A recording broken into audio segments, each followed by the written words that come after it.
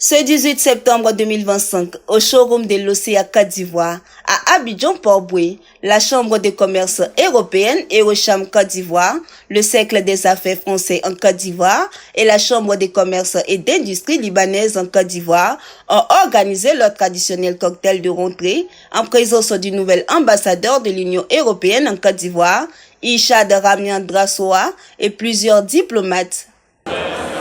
Une occasion pour ces trois chambres de réitérer leur engagement à accompagner la Côte d'Ivoire dans son développement économique. Nicolas Richard, président de l'OCA Côte d'Ivoire, s'est réjoui de la tenue de cette activité de networking de haut niveau dans son groupe qui se présente désormais comme un acteur incontournable dans le domaine de la mobilité durable en Côte d'Ivoire.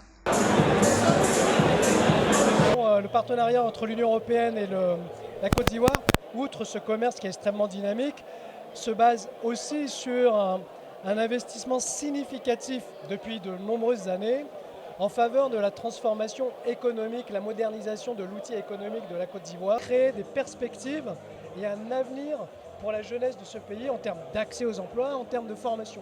Donc tout ceci, je pense, évolue en symbiose et l'Union européenne est très fière, et je suis très fier d'animer l'action de l'Union européenne dans le cadre de ces objectifs.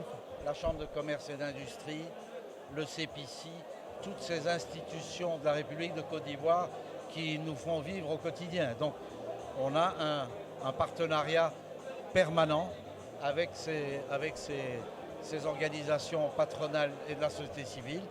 Et au fil des années, nous sommes devenus aussi des co-acteurs dans le domaine du partenariat public-privé.